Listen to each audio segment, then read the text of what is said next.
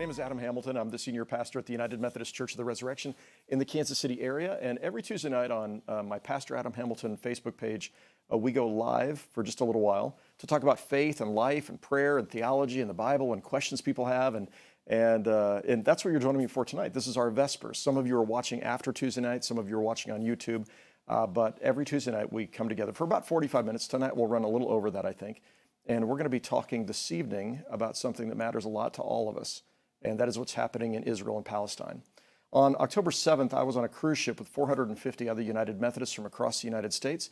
We were going to visit, we were to spend 3 days in the Holy Land to walk in the footsteps of Jesus. And I was the guest lecturer, and I was preparing our people. It was that morning, and I was lecturing on Jesus in the Holy Land and showing them where we were going to go and how to spiritually prepare for that.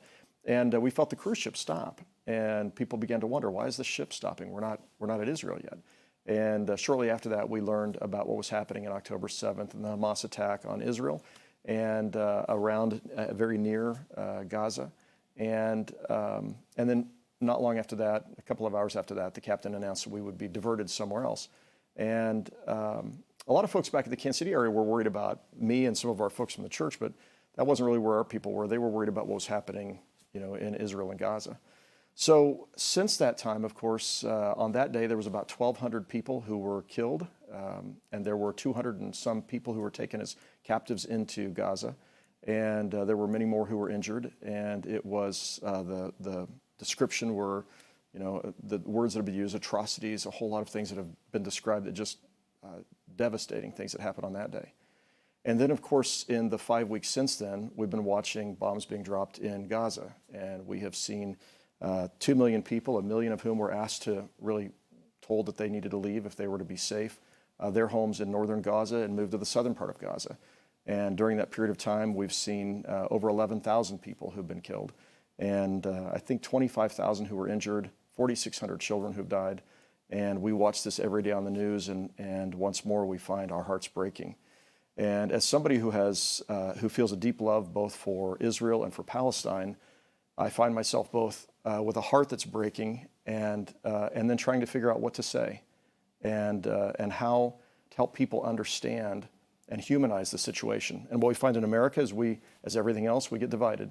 And so we find people who are pro-Israel and don't understand the Palestinian people, and don't understand the background to what's happened up to this point. There are people who are pro-Palestinian, and some of the things they say come across as very anti-Semitic. And there's a whole lot of people somewhere in between trying to understand. And that's what this conversation is about tonight. I have two wonderful guests with me this evening, and they are going to be sharing with us a little bit from their hearts. Neither one of them are politicians or historians.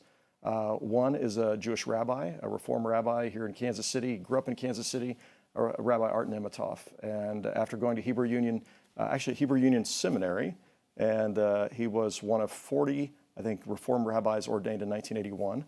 And Rabbi Art Nematoff is no stranger to People Church of the Resurrection. He and I have traveled the world together and had a long relationship. And Dr. Maji Hamarshi, he is a ICU physician here in the Kansas City area. He is not only an ICU doctor, but he is an associate professor of medicine at one of the medical schools here in Kansas City, and a man of deep faith, and just the kind of person you would want to care for you if you were in the ICU. And he's also the head of the Palestinian American Medical Association. And his work has been, he grew up in the West Bank, and his work has been to try to provide medical care for people in Gaza and in the West Bank. And these two men have felt a great deal of pain over these last 5 weeks. And we're going to learn a little bit more about them and the people they represent today. And so I want to welcome both of you. I want to say thank you for being willing to come and have a conversation with us and with thousands of people who are watching right now. And welcome to you, Dr. Hamarshi. Thank you for being here. Thank you, Pastor. And I really appreciate the opportunity. Thank you. Thank you. And thank you, Art, for being here tonight. Rabbi Nematoff, really appreciate you being here. It's a joy to be back with Resurrection and to be here for this conversation, because I think we have much more in common than that what separates us. Well, I think that's exactly right. So what I thought we might do tonight is I'd like to begin with getting just a little bit of your stories. And I've shared just a brief introduction, but Dr. Hamarshi, would you tell us where you grew up, what your connection with the Palestinian people? So I was born and raised in Palestine, the West Bank part of Palestine, and in a little town called Yabad It's around Jenin area in the north. I grew up there, and I did my school and high school there. And I studied medicine in Palestine, in the first med school in Palestine called Al-Quds University. I graduated 2003, and I worked for 3 years before I do the United States medical exams and moved to the U.S.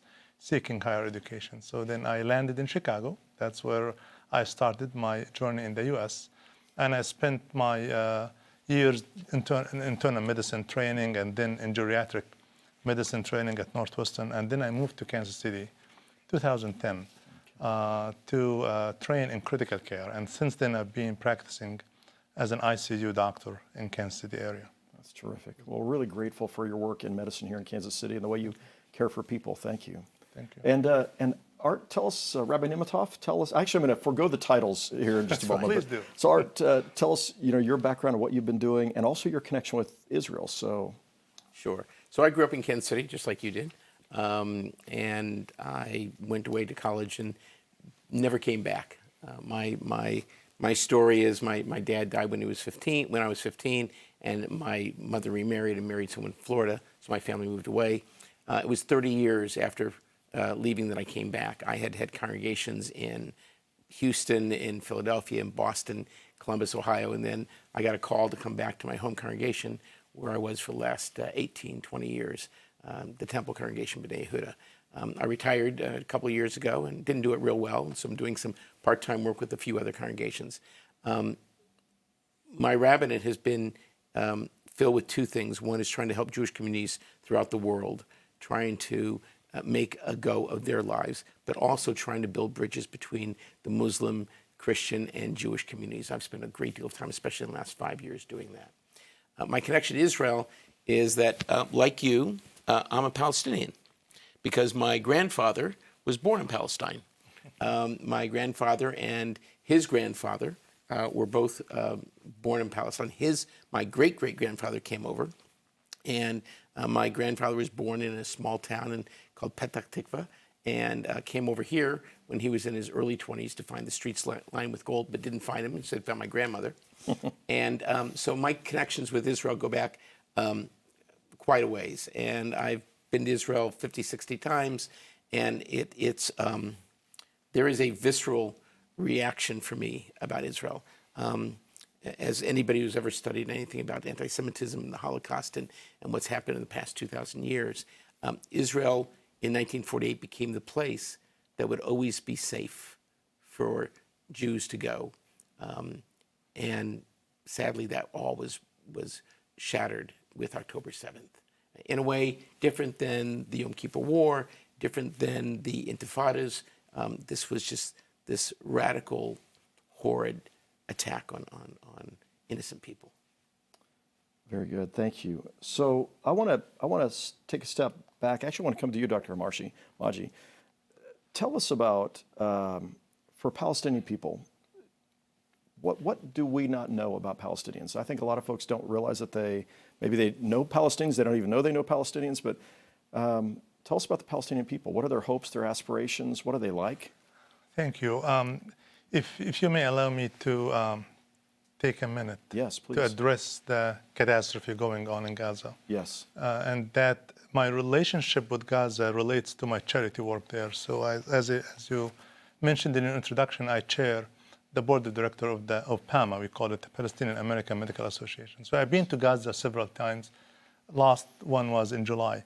So I go there yearly and I conduct medical research and medical missions and charity work and projects, and I have direct connections with healthcare workers there, and we have beneficiaries in Gaza.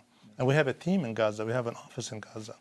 So what Gaza is going through now, and the people of Gaza and the whole area, is a catastrophe. And if I call it fatal catastrophe, I'm not exaggerating. As we speak, every 10 minutes, there is a Palestinian child dying. Every 10 minutes. And every 5 minutes, there is a Palestinian dying. And as you might know by now, 10,000 people have stopped counting. Unfortunately, it's not the numbers. Every life counts. As in my faith, Muslim faith, killing one civilian as if killing the whole humanity.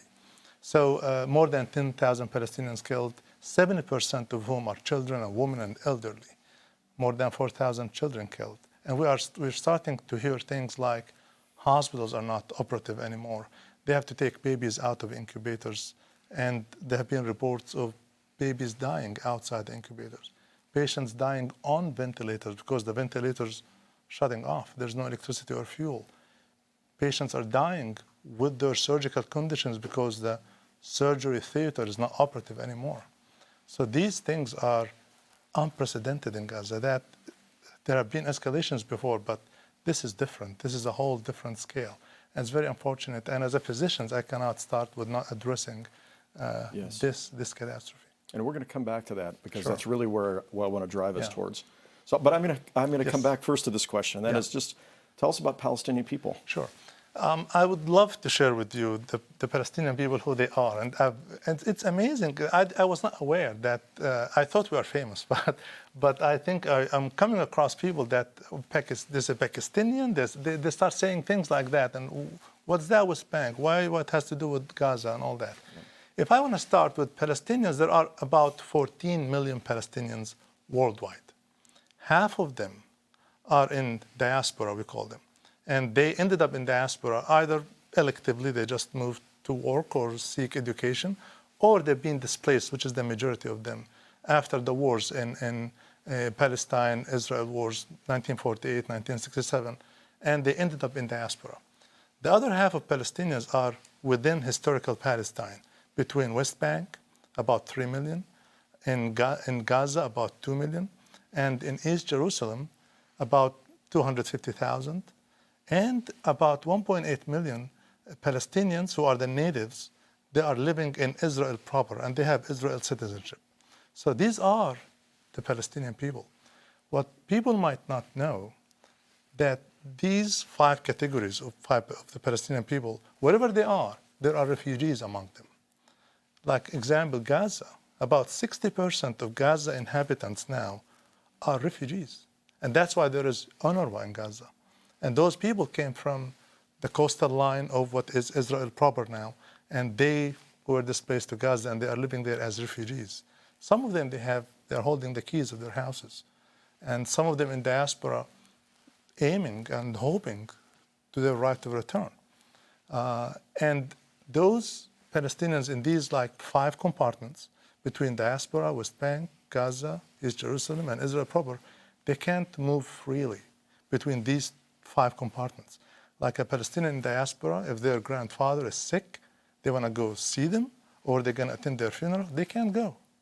If a Palestinian in West Bank want to go to Jerusalem, if I want to go to Jerusalem, every time I visit, I can't go. I need a special permit. If a Palestinian patient, and we come across that a lot, if let's say a dialysis patient living in Yabad, and he can go to dialysis to Jenin, it's a city, and now during these situations, they cannot. It's not safe. Jenin, there's a lot of escalation going in West Bank too.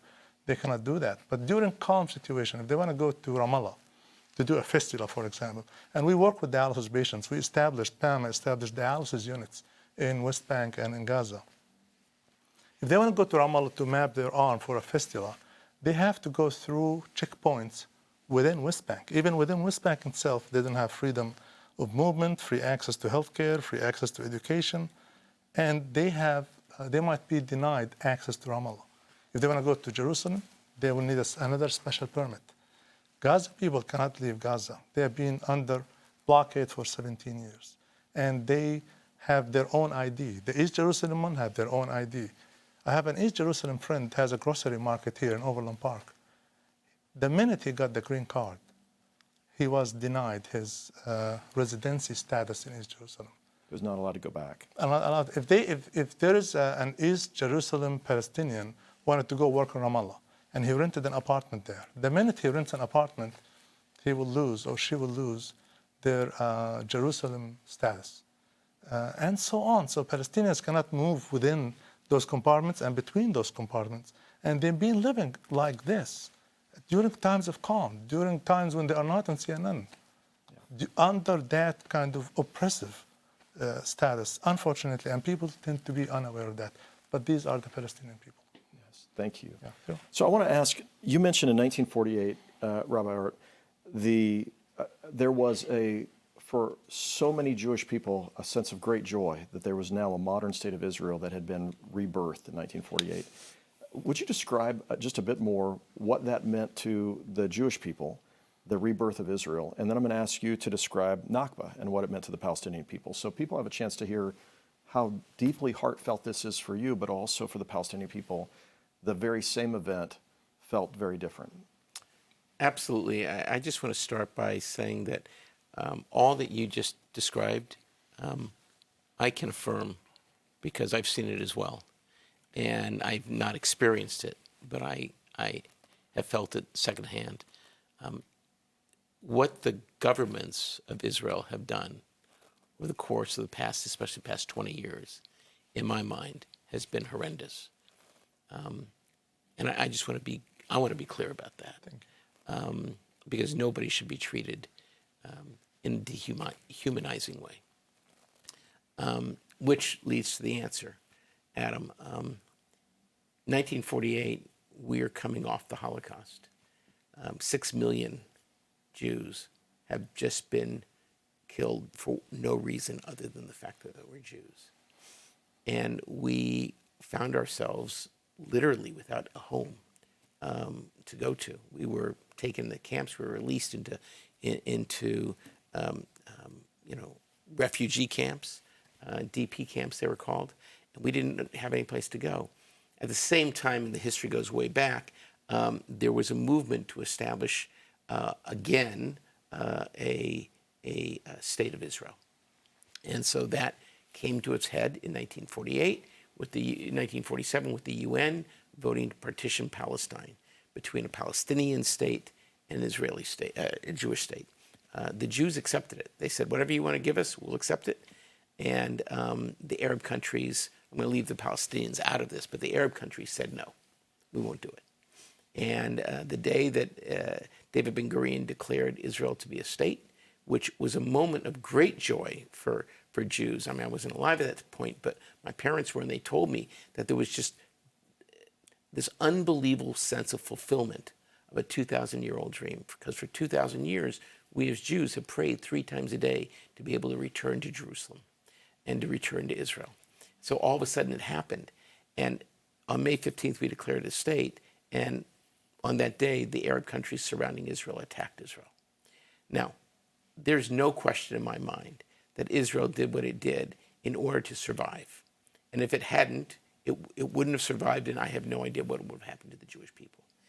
In that survival, the Palestinians who lived in the area, some of them out of fear, legitimate, left, and others were forced out, and others were killed. There's no question about it. And plenty of Israelis, or nascent Israelis, were killed as well. It was a brutal time, but in the end, it gave us a safe place to live. And so we call it, we call it Jewish Independence Day. I know that my Muslim friends call it, or Palestinian friends call it Nakba, the catastrophe.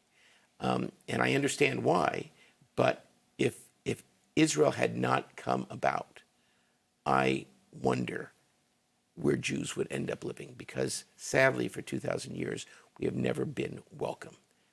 We have a home here in the United States, and it's the most welcoming of any country in the world ever, but you only need to look at what's happening with anti-Semitism right now, and it's a very frightening place to be. Thank you. And as Art just mentioned, the Nakba is how Palestinians understand 1948, that was a catastrophe. Tell us about, as you were growing up, neither of you were born in 1948, but as you were growing up, how Palestinian people look back on what happened in 1948, and why, if you have an answer to this, why the Arab nations and the Palestinians rejected the idea of partitioning the land into Palestinian and Israeli states. You started your introduction with neither of us is a politician. Yes, exactly. Neither we are historians. Yeah. I'm happy to share my personal perspective on it. And growing as Palestinian and listening and reading and examining the facts myself as much as I can. So I totally agree with you that the anti-Semitic issue in Europe and all over the world has led the Jewish people looking for a safe haven, for a state. And that problem was in Europe. When they started coming as immigrants to Palestine, Palestinians welcomed them. I mean, in 19 teens, like in 17 and around, I mean, Jews were about 3% of the Palestinian population living in historical Palestine. And that percentage started going up. And Palestinians initially, they felt bad for the Jewish people suffering from anti-Semitism in Europe. And they're just looking for safe refuge. And having Jewish people in Palestine is not a foreign thing. They've been always living there and next to their Palestinian neighbors. But then when Palestinians started to feel that they have to pay the price of the anti-Semitism problem, they said, whoa, so we live in Haifa, we live in Jaffa. My wife, grandfather, he used to own a whole land. It's named after their last name, the Abu Kishik town near Jaffa. And they said, they're taking the town, they're taking the whole, and they want to form a state, but these are our land, we live here. That's where the problem started. So trying to solve the problem with creating another problem. And then we all know it's not true when we say people without land, going to a land without people, that's not true. Palestine was thriving, having lots of people in it, and cities, and they had like soccer teams, and they have railways, and they have universities, and they have life. So my perspective, the Palestinian perspective on it, it was not just to solve the anti-Semitism and the Jewish problem on the expense of Palestinians and displacing them and all that. But then when the Nakba happened, to Palestinians, what the Nakba is confiscating the land of Palestinians, creating an Israel state on their land with clear intention, and there have been like violent approach at times to expel Palestinians from their towns, and there have been massacres reported. So that's a catastrophe to Palestinians. They either fled with their kids to save their kids and women, or they were forced to leave. But no one will leave their house at time of war assuming they cannot go back. Like, look what we are asking the people of Gaza now. Just go to the south. You will come back to the north of Gaza. Everybody assumes it's a temporary thing. But that's traumatized Palestinians leaving their houses. They will never do that again, because that, to them, was a mistake.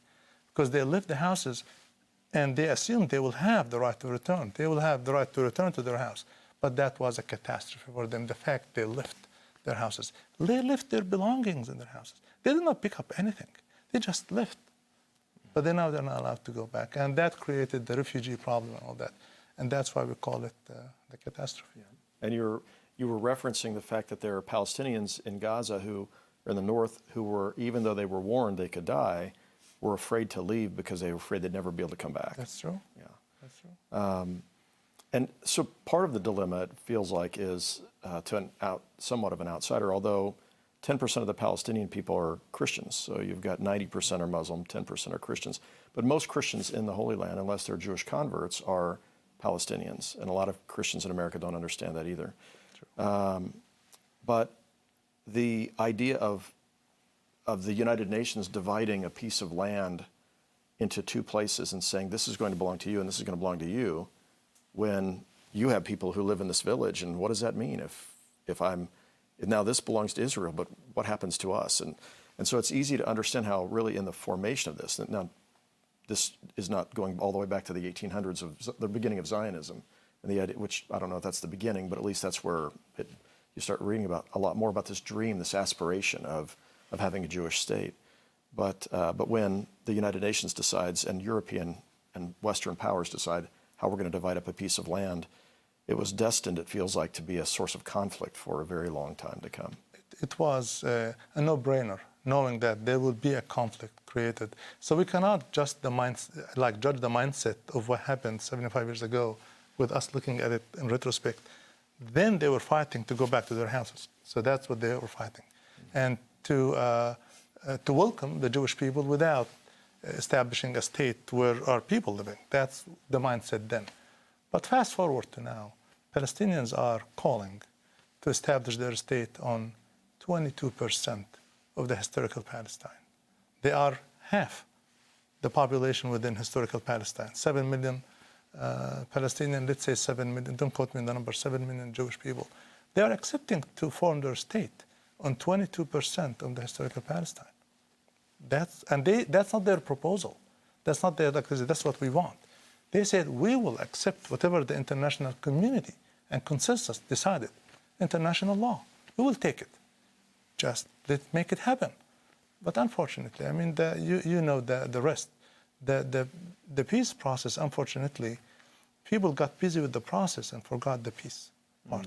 And we got consumed with the process, and then pointing fingers to each other, and mistakes on this side and mistakes on the other side, where people, unfortunately now, close to lose, I did not lose faith in peace and in the possibility of forming two states where Palestinians live side by side with their Israeli brothers and sisters, each in their state with equal rights, with justice on both sides. I did not lose that faith, but having the settlements infiltrating the West Bank, that make that possibility remote. And let's talk about this for a second, because a lot of people watching don't know when they hear about settlements, they don't know what that means.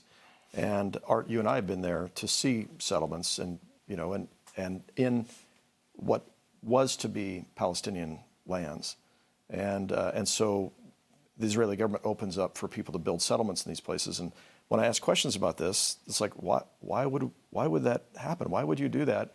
It feels like you're poking people in the eye and saying we're going to build houses in an area that is historically what's going to be your area.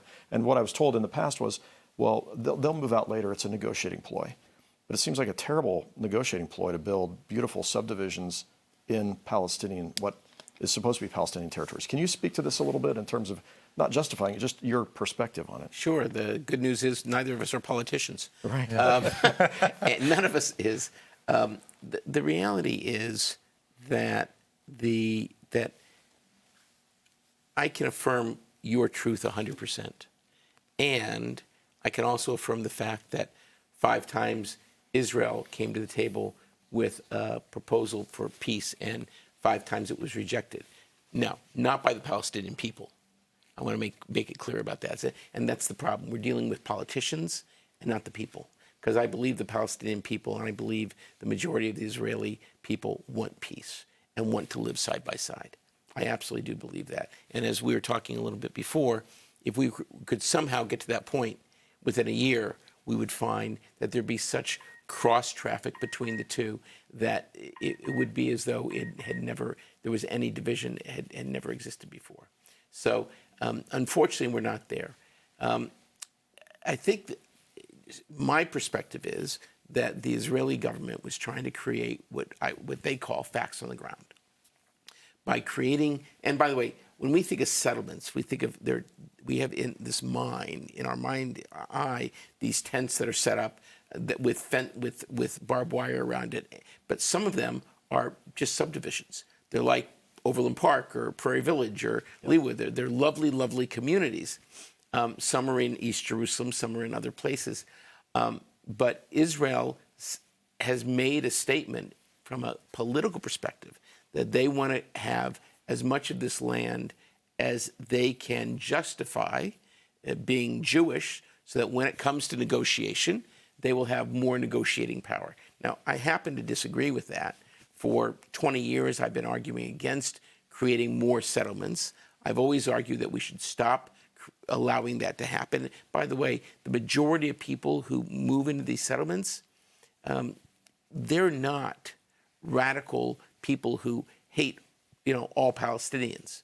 Rather, I'd say the vast majority are people who see cheap housing and they're going to go for it. If I can get a house and I can get twice the space that I can get someplace else, why wouldn't I go for it? And so most people who are living there are just living there because it's a good place to live. I believe that each day that goes by, it will become harder and harder to separate out between Palestinian and Israelis. But I think that the time has to come. Look, in my small mind, the simple solution is you have 2 countries. And if someone wants to live in their home in what is now Palestine and they're Jewish, they're welcome to. they have a green card and they can live there. If someone wants to live in what is now Israel and they're Palestinian, they can. They can have a green card. They can be citizens. But we've got to find that place in between where people can. I do believe that the government has done a terrible disservice to the idea of peace by creating these quote-unquote settlements. Some around Jerusalem are much more problematic than other ones. So, for example, there were settlements that were built in Gaza when Israel had occupation of Gaza. I think there were, if I remember correctly, there were 21 towns in Gaza that were Israeli. When Israel left Gaza, they left those towns, and every single Jewish person left, and it became part of Gaza. So it's not unprecedented. The same thing happened in Sinai. I was in a town called Yamit, a lovely, lovely seaside community. And when Sinai was given back to the Egyptians, Yamit was given back to the Israelis, and back to the Egyptians, and all the Israelis left.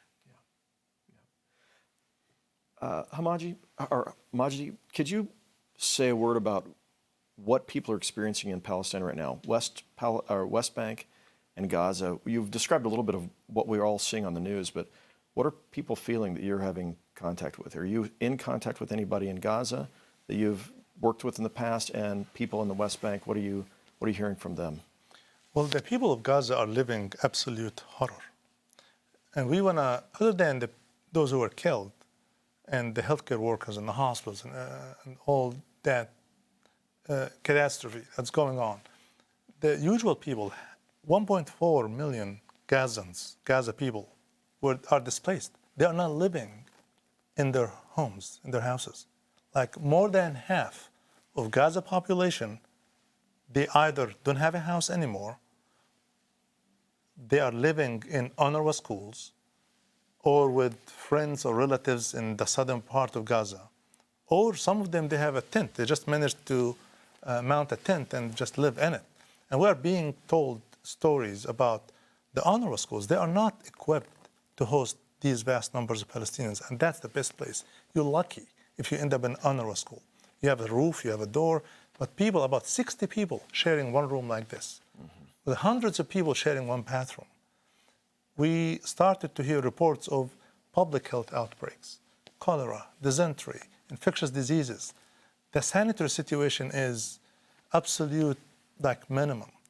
That's the first thing PAMA did. We started distributing sanitary kits. We call them to UNRWA schools and civilians in UNRWA school, in addition to helping the hospitals and physicians and all that. So Gaza people are looking for a few hours of rest. They want to sleep. They want their eyes shut. They want a break. They want a chance to look for their children who are missing, or to hug their children if they're still around them. Many orphans have been created out of this catastrophe. We are hearing horrible stories. People are like, on the news, they're being like a physician working in the ER is receiving their kids dead, looking at them. And there has been a very famous story, it's everywhere now on social media, a boy called Yusuf. His mother's coming to his father, who's an ED doctor, asking him, where is Yusuf? She's asking, where is Yusuf? He's a beautiful boy with curly hair. Did you see him? And then there was a cameraman. She's showing the picture of her son. He said, is that him? And they figured out that way that he is in the morgue. And they went to see him. These are horrible stories, and it's unfolding day after day. So the people of Gaza are living a horrible situation. And that's why we are calling for a ceasefire now and immediately. People dying by the minute otherwise. Well, that's what I'd like to talk about next. And so I want to start by, and I've had conversations with both of you. I've heard the same thing, that what happened on October 7th and the atrocities that happened, Hamas committed against innocent civilians, children, that we all agree that that's a catastrophe itself. That's a human rights violation. It is a horrible thing that has left Israelis, Jewish people around the world traumatized. And at the same time, you and I have talked about this, what you have just mentioned. We've watched unfolding before our eyes on television another catastrophe. 10 times the number of people have been killed. Basically people who have no way to protect themselves being bombed. And we understand the rationale of we have to stop Hamas so this doesn't happen again. We don't want to wake up next year and find that we have another 1,200 Jewish people slaughtered by Hamas. But how and when does it stop? And what many Palestinians are calling for, well, every Palestinian I know is calling for, and many others, is an immediate ceasefire. And there are others saying until we've made sure of the safety of Israel by weeding out Hamas, we're not ready to call for that yet. I'd like for us to talk a little bit about that. And I want to start with you, Art. So as you look at the catastrophe that's happening, how do you see what's happening there? And then at what point is it right to say, Israel, you have to stop now. There's enough blood that's been shed. We can't do this anymore. There's got to be another way to address this. So help us understand what you're thinking and what people in your sphere of influence are thinking about.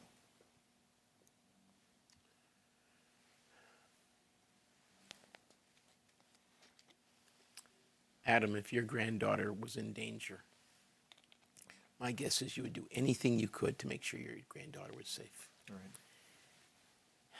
And Hamas has proven itself for 30 years that again, I'm not talking about the Palestinians. I want to be very clear. I'm talking about this terrorist group called Hamas. And I don't know how you feel about it, but I see them as two different entities. But Hamas has made it very clear that they want to, their original charter was to take over all the land. And you've heard the saying from sea to river, and all of it to be Palestine. They have wanted to destroy Jews, and they've done so in the most horrific way. They shoot rockets every day. We've had thousands of rockets brought to Israel. We have, again, it's not the same amount, it's not in the same manner, but there are 250,000 Israelis who are displaced. We don't talk about that. They're displaced because they're not safe where they're living, because there's still rockets that are being shot into Israel even today. So if your child, my grandchild, if your children were in danger, you would do anything you could to make sure that danger ceased, that they were safe. Unfortunately, again, I don't know that, I'm not a politician, I'm not a military person, but it seems logical to me that you have to destroy Hamas's infrastructure to make them unable to propagate terror again. Now, again, I mourn every innocent death. Of those 10,000 who died, some were Hamas. I don't know how many. I assume the vast majority are innocent. I assume all the children are innocent. It is horrible. I mourn those losses. And I also recognize that for the vast majority of them, Israel said to them, it's not good, but go south, leave. They sent them text messages, they made phone calls, they dropped leaflets, said, move, we're going to bomb this, we're going to destroy this. You leave, and we're going to destroy this. Is it good for the Palestinians? No. But I'm not sure how else one acts in order to protect one's own family. And this has been going on for 30 plus years. And what happened on October 7th was the last straw. And again, whether I agree with every single thing that the Israeli army is doing, I do agree that it has to root out Hamas and make them ineffectual. Now, how they do that, I don't know. But at the same time, do I mourn the loss of all these innocents? 100%. Do I want them to be safe? 100%. But if again, we don't know what's true, but what I believe and what I've been told is that Hamas is using innocent Palestinians as human shields. What do you do about that? How do you handle that? And I go back, by the way, to what the United States did following 9/11. I mean, I didn't hear the world cry out in ways that the world's crying out today when we attacked in Afghanistan and Iraq. There were marches and there were complaints, but not like now. And it's no different. And that proportionally, I mean, not that it's right, but less people are being killed here than we did in Iraq and Afghanistan. My only issue, from a personal perspective, is how has my family stayed safe? I told you about a friend of mine, Vivian Silver, who's held hostage. Today we found out that she died. Now, she wasn't a hostage. They found her body. That took 5 weeks to find her body. My friend was a peacenik. My friend worked with the Palestinians to bring peace into the region. And she was slaughtered. What do we do about that? I get the death of innocent Palestinians, but what do we do about Vivian Silver and all the other 1,200 who were killed? How do we stop that from happening? The only way that I know of is by eradicating, as best as we can, Hamas. So, Machi, I'd like to ask you to respond to that. What is your response to what Art has said? Yeah, and again, these are tough questions, and I mourn the loss of civilians on both sides and the loss of your friend. I'm really sorry. And I understand where the hostages' families are and how they feel. Their children, her wife, his wife, her husband, they are being hostage, and all they want in the world, they want their family back. I totally understand. Me as a human looking at it, I value human life. As a physician, I value human life. I want to stop death as soon as I can. If we know that a Palestinian child is dying every 10 minutes, by the end of this interview, you make the calculations, unfortunately. Like you have 4 or 5 children died by the end of this interview. That has to stop. If the hostages need to go back to their families, but if their lives are not being endangered, then let's cease fire and see what we can do about the hostages. But we cannot just keep the killing going to save the hostages, when in fact some families are saying what's going on might not save the hostages. And some hostages are being killed by airstrikes. Again, I'm not a politician, but all I can say as a physician, as a human being, killing must stop. I cannot tolerate this anymore. As a human being, I can't. And I don't want any of the hostages to be harmed when we are doing ceasefire. And we need to work on all fronts. We need to open a secure humanitarian corridor to Gaza hospitals. The lights are off. They are working with the flashlight of a cell phone. We need to look at both sides as equal. What I mean by equal, I'm so happy that the displaced people are safe in Israel. I'm so happy that the injured people in Israel are landing in Israeli hospitals, are being taken care of. And the hospitals have fuel and generators.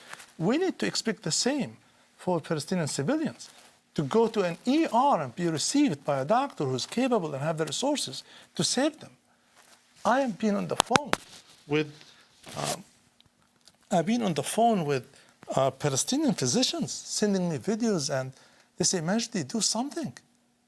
The minute I ended the phone call with Dr. Marwan Abu Sada, telling me, we are running by one generator, and it's a matter of hours, the generator will die, and you are an ICU physician, Dr. Hamarshi, he told me. You visited our ICU in a Shifa hospital, and truly I did. And he said, you saw our ventilators. They will turn off, and 60 patients on the ventilators will die the minute we run out of fuel. 40 babies in the incubator will die. That was a week ago. And now I'm hearing about adult ICU patients dying on ventilators because the ventilator turned off, and babies are dying out of incubators. The minute I finished that phone call, I called my representative. I said, what are you doing? You need to do something. She said, Majdi, President Biden is making calls for a pause, whatever the term, political term is, and the Israeli government is not listening yet. And we are pushing, we are hoping they will. So that's my approach on it. We need to stop the killing. We need to save lives, both Palestinian lives and Israeli lives, as soon as we can. My question, and I'd come back to you, Art, on this, is at what point do we have a finishing line that says, okay, now we know we rooted out, these leaders in Hamas? Because it feels like right now it's just a. I mean, when does that finally happen? How do we actually know? You have 2 million people who, most of whom have moved to the south. How do you find? There are 15,000 to 50,000 Hamas fighters, from at least as best as I can tell. So 2 million people, 15,000 to 50,000 people. We don't even know how many there are. When does victory get waged? When do we say, okay, now it's finally time to stop? What's the finish line? So I've not been to Al-Shifa Hospital. You have. I'm going to guess it's a fine hospital, as best as it can be. Oh, it is not a fine hospital. It's not? It is the best they have. It's the best they have. Let me But rephrase you it. can't compare it to an urgent care here. But They have been under blockade for 17 years. They lack technology, equipments. They lack resources. They lack subspecialists. They lack basic sterility measures because they are not getting what they need.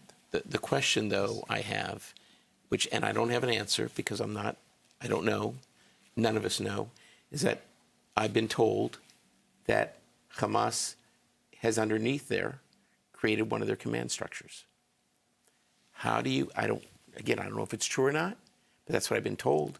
I tend to want to believe the Israelis. They have, in my mind, they've tended to be honest. They said there were 1,400 people who died. They revised that number down. They were honest. They said only 1,200 had passed away, died in October 7th. They say that Hamas is holding on to fuel. They've seemed to indicate where they hold on to that fuel. There seems to be indications that what they accuse Hamas of doing is actually happening. So if that's the case, what's the end game? The end game is trying to reduce the capability of Hamas to a point, it's a military question, where it can no longer be effective. And in the end, I would hope that what Israel wants is for the Palestinian people to rise up against Hamas and say, we want a different life, a different order in this world. We do not want to be ruled by Hamas.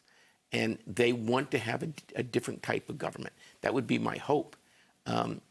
Whether or not that's Israel's endgame or not, I don't know. But at the end of the day, they've got to be able to keep their people safe. It has everything to do with the children who are dying and with the people on ventilators who are dying. And that's happening, yes, because of bombardment by Israel.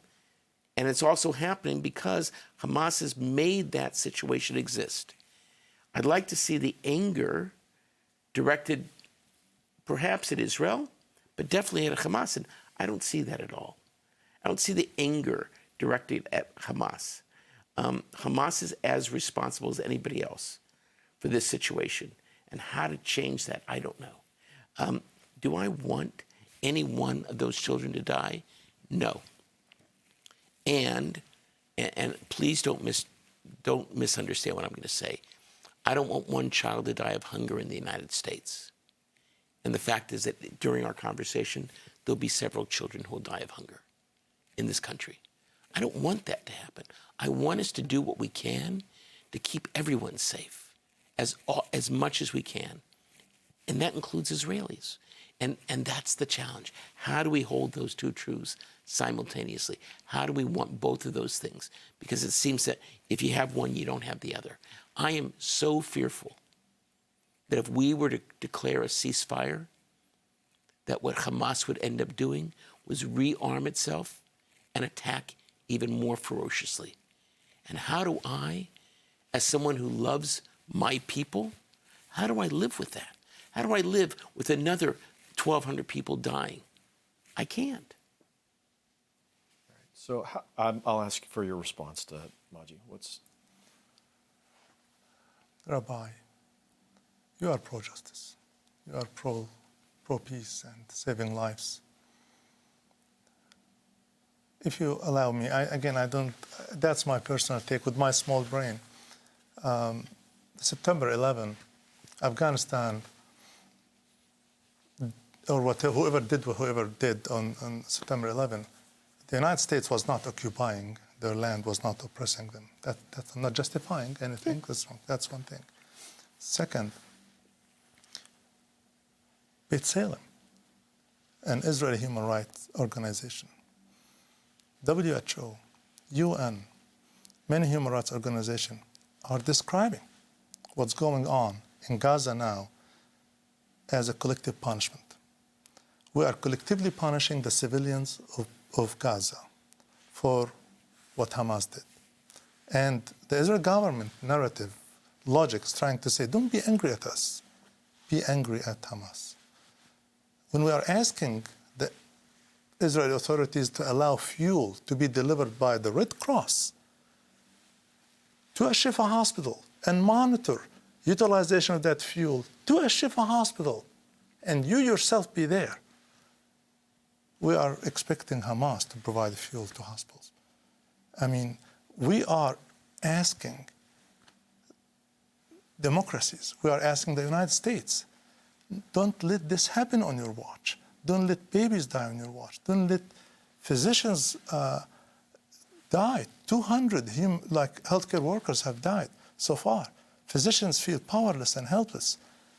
So that's my take on it. We need to be very careful. Collective punishment is a real thing, and we do want to be part of that. The second thing, I understand what Israel is trying to say, that there's a Hamas thing under a Shifa. What if that is wrong, Rabbi? Should we hold him accountable? 100%. For the 4,000 children who have been killed for that accusation? Should a Shifa hospital physicians line up behind each other suing the Israeli government for what they have sued a Shifa hospital to have and turned out to be wrong? And that's why we call for an independent investigation of what's going on in Gaza, what's happening. Lots of questions need to be answered. And again, I'm trying, we have a vigil in Kansas City. Healthcare workers from all walks of life, all nationalities and religions, we gathered at the Memorial Fountain at the plaza calling for ceasefire, because we physicians, we in PAMA, in our sister charities, we know what's going on the ground, healthcare-wise, and how big the crisis is. It is unprecedented. And we, physicians, that's what we are wired to do, save lives. A patient is walking in the ED and in the ICU of a Shifa hospital. Physicians just look at the patient, unable to do anything. And I hope they have a morphine or something to give that patient who's dying, so won't die in pain. So, I mean, the situation is very horrible, Rabbi. Very horrible. I don't know how much, but I want to be clear about one thing that I've heard. Again, we're only hearing what we hear. I've heard that fuel is coming in, not as much as it should, and that Israel is providing some of it. And Israel is also providing incubators and ventilators. Again, I don't know how many. It may be a few. It may be dozens. I don't know. But one of the things I do know is that Israel operates according to a strict military moral code. And this issue is at the core of it. And whether or not it is collective punishment or not, it is horrendous. It is horrendous. And, you know, let's be honest. Do I want anybody to die in Al-Shifa hospital? No. Do I hope that Israel is correct? That's what Hamas did? Yeah. Because otherwise, it's a horrible, it's a dangerous accusation to make. Horrible human catastrophe. Yeah. So I would agree with you. Yeah, when we accuse the sacred place like a hospital of such a thing, we are. I'm sorry, did I interrupt you? No, but we do know that Hamas has used hospitals, they've used schools, they've used mosques, they've used ambulances to carry munitions. We know that, and all of them, absolutely not. But we do know that, and that's the problem. Hamas has made the Palestinian people into a human shield. You may not, I don't know what you think about that. Do you think that happens? I have no say. I need an independent Okay. organization I mean, that's to go we and just don't investigate. know. We just don't know. Yeah, and the other thing, I won't make such an accusation if I don't know for sure, because lives on the line. Yeah, I understand. Lives, Palestinian life is equal to an American life, to an Israeli life. And we don't want to put any nation or any group of people under such an accusation and justify their killing. Speaking of evacuating hospitals, I've been listening, like we asked them to evacuate the hospital. People might not know that a Shifa hospital, as good as it can be, is the best in Gaza, which means, like all hospitals refer their complex patients to a Shifa.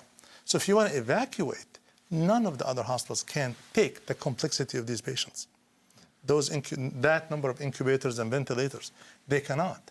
And evacuate civilians is not easy.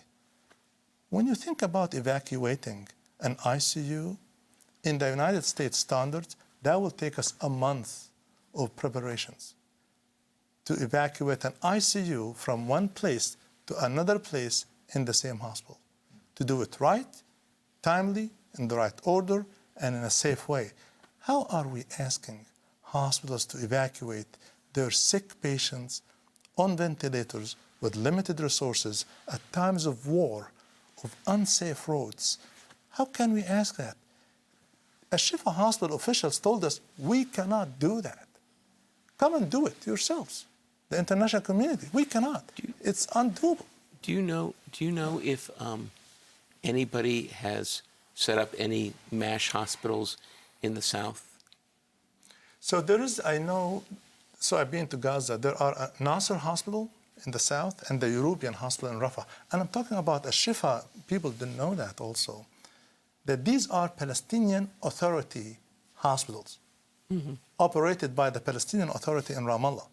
They belong to the same health system. Because people say the numbers are not accurate. They are reported by hospitals that are governed by. No, these are Dr. Maikela, the Palestinian Minister of Health, who works under Abu Mazen Mahmoud Abbas. She is reporting those numbers. These are her hospitals. These are not Hamas's numbers. No. So the other thing is, Nasser Hospital and European Hospital, they are the only two hospitals that can take a Shifa hospital patients, and they are already full, operating at 150% capacity because there are airstrikes in the south, and there are injured people in the south too. I'm going to stop you both because we're almost out of time. And I want to give an opportunity for you to tell us about the Palestinian American Medical Association. What I've been looking for is what can I do to help? What can just a simple person in Kansas City do to help? And so would you tell us about, just give us briefly, and I'm going to post on the Facebook link, on my Facebook page, the link so that people are able to do this. I'll do that in about 15 minutes. But thank you, and I appreciate that opportunity. I mean, charity work and humanitarian work is the best thing we can do at these difficult times to rechannel our grief into a positive way. And that's what PAMA has been doing for the last 10 years. We are a 501c3 charity in the United States. And the most beautiful thing about PAMA, it was incorporated in Kansas. We started here in Kansas. Myself, my wife, other friends, co-founders from different states, and the Kansas City community, physicians, healthcare workers from all walks of life. They got together on November 2015, our first meeting in Olathe Community Center. What a beautiful meeting. We started that charity, which is now grown charity all over the U.S. And what we do, we run projects in Palestine, aim to promote healthcare in Palestine. And we run it in 3 different directions. One is capacity building of hospitals. The most famous projects we've done, dialysis machines. We deliver dialysis machine and units to hospitals to empower them to dialyze all patients 3 times a week. They used to do it 2 times a week. Now they do it 3 times a week. And also we provided to a Shifa hospital an IR, interventional radiology suite. Now they have a nice department, interventional radiology, to do non-invasive procedures. And we opened that department last July. So we do capacity building like this. The second arm, what we do is direct patient services. So we take a group of patients who are not being tended to or cared for, and Palestinians might view it as a luxury. Not they don't care for them, they do care for them, but they don't have the resources. Like children with autism. We have a big project caring for children with autism in Palestine and in Gaza. I wonder how these kids are doing now. We care for children with hearing loss. We help transplant cochlear implants to them. We help children with corneal disease. They can't see anymore. The beautiful thing, we transport corneas from U.S. eye banks to Palestine, and we transplant them. We also help children with congenital surgeries. So these kind of services directed at certain groups of children. And one of our beneficiaries are the psychosocial rehabilitation project for children with PTSD. And we don't call it post-traumatic stress disorder in Palestine. We call it an ongoing, unfortunately. So these children, our campus where we run that project is an Ahli Arabi hospital that was bombed. And we lost some of our staff in that bombing. And those children, we spent years to rehabilitate about 1,300 children, and the third phase was ongoing. And this project is run by our youth, not the PAMA adult. We have a branch of PAMA called PAMA Youth, and they run fundraisers to help their peers in Gaza and West Bank who are suffering from traumatic stress disorder. And then the third arm of what we do is training and education. So we do weekly webinars with physicians in training there. We did COVID webinars, lots of them. We do help Palestinian students who are highly achieving and in financial need with scholarships. There are 2 medical schools in Gaza and 4 medical schools in West Bank. Unfortunately, the 2 medical schools in Gaza, Al-Azhar and the IUG, we call it, they were both bombed. They don't exist anymore. And the dean of the medical school, who's retired, was killed along with his daughter, Aya. She's also a physician. So that what we do for medical students. Also, we help Palestinian physicians to go abroad and get subspecialty and come back to Palestine.